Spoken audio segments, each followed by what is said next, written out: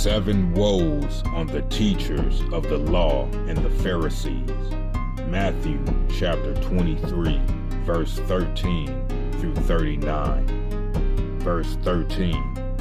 Woe to you, teachers of the law and Pharisees, you hypocrites! You shut the door of the kingdom of heaven in people's face. You yourselves do not enter, nor will you let those enter who are trying to. Verse 15. Woe to you, teachers of the law and Pharisees, you hypocrites!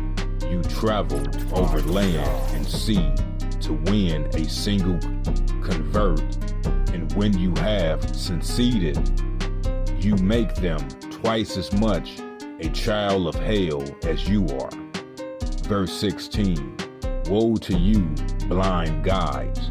You say, if anyone swears by the temple, it means nothing, but anyone who swears by the gold of the temple is bound by that oath. Verse 17. You blind fools! Which is greater, the gold or the temple that makes the gold sacred? Verse 18.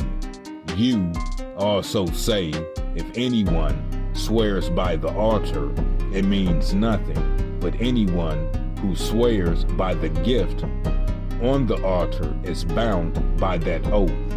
Verse 18. You blind man, which is greater, the gift or the altar that makes the gift sacred? Verse 20.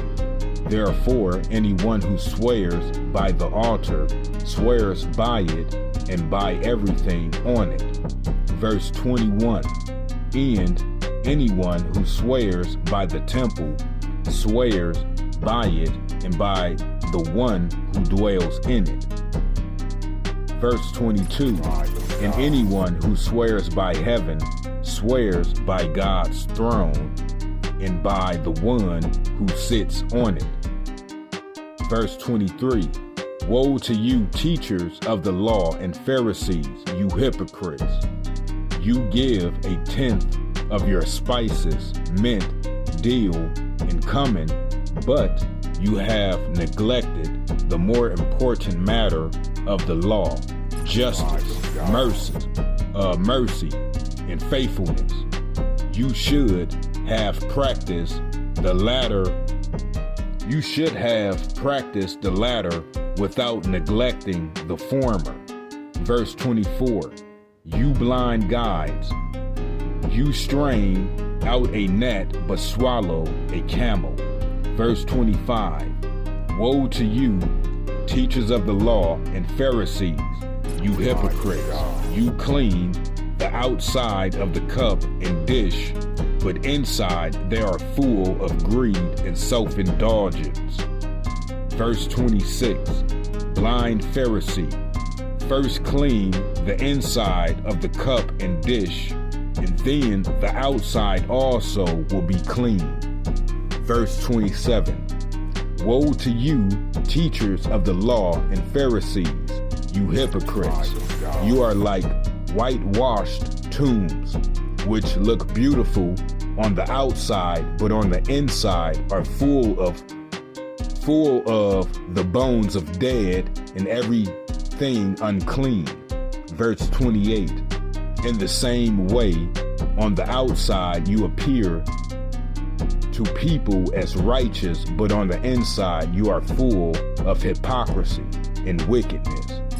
Verse 29. Woe to you, teachers of the law and Pharisees, you hypocrites! You build tombs for the prophets and decorate the graves of the righteous. Verse 30. And you say, if we had lived in the days of our ancestors, we would not have taken part with them in shedding the blood of the prophets. Verse 31. So you testify against yourselves that you are the descendants of those who murdered the prophets. Verse 32.